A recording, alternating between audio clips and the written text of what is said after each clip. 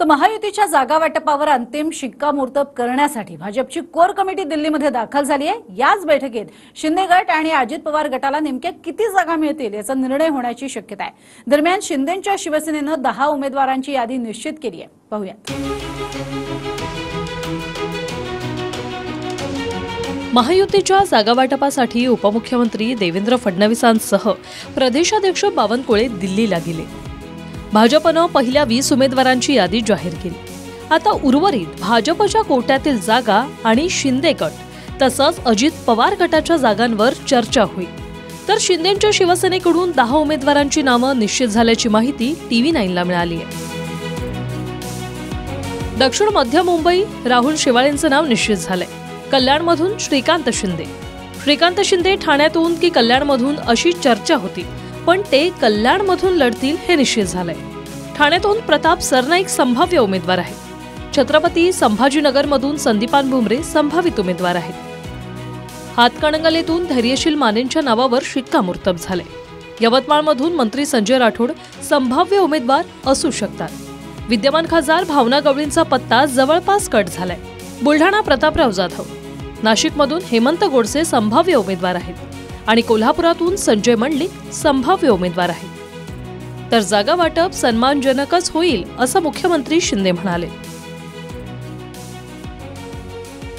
जागा वाटप समन्वयाने आणि सन्मानजनक होईल। महायुतीमध्ये कुठलाही विवाद नाही, काही चिंता करू नका, योग्य वेळी निर्णय होईल। आणि आपल्याला मी पुन्हा एकदा सांगतो की या राज्यामध्ये 45 पारचा आकडा या राज्यात महायुतीचा येईल आणि मोदी साहेबांचे हात मजबूत होतील। लोकसभेच्या निवडणुका घोषित झाल्या, मात्र महायुतीत जागा वाटपाचा फॉर्म्युला अद्याप ठरलेला नाही। अमित शहांसोबत मुंबईतही मुख्यमंत्री शिंदे आणि अजित पवारांच्या 2 राऊंड बैठका झाल्या। दिल्लीतही शिंदे आणि अजित पवार जाऊन आले, पण अंतिम तोडगा निघालेला नाही। आता दिल्लीत पुन्हा महाराष्ट्रातील भाजपच्या कोर कमिटीची बैठक आहे। त्यात ज्या जागांवर तिढा आहे त्यावर चर्चा होईल। रामटेकची जागा शिंदेंच्या शिवसेनेकडे आहे। इथे कृपाल तुमाने खासदार, पण या जागेवर भाजपनं दावा केलाय। हिंगोलीत हेमंत पाटील शिंदे गटाचे विद्यमान खासदार, या जागेवरही भाजपचा दावा आहे। दक्षिण मुंबईत सध्या ठाकरे गटाचे अरविंद सावंत खासदार असून शिंदेंची शिवसेना आणि भाजप दोघांचाही दावा आहे। मात्र भाजपनं मनसेसोबत याच जागेवर चर्चा केल्याची माहिती आहे। रत्नागिरी सिंधुदुर्ग या जागेवर शिंदेंची शिवसेना आणि भाजप दोघांनीही दावा केलाय। इथे शिंदेंचे मंत्री उदय सामंत यांचे भाऊ किरण सामंत इच्छुक आहेत, तर भाजपला नारायण राणेंना तिकीट द्यायचंय।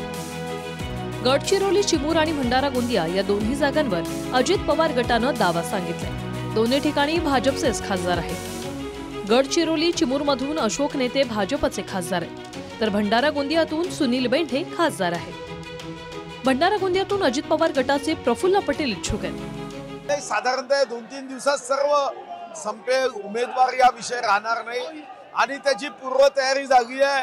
आज काही बैठका होत आहे आणि मला विश्वास आहे या 2-3 दिवसात सूर्यप्रकाशा इतकं या ठिकाणच्या उमेदवाराची घोषणा स्पष्टपणे केली।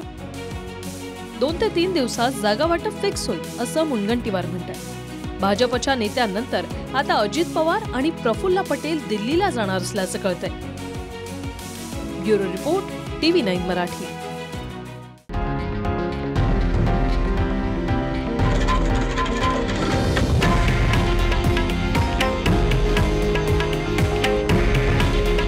हे आहे देशातील नंबर 1 न्यूज नेटवर्क आणि आपण पाहत आहात TV9 मराठी।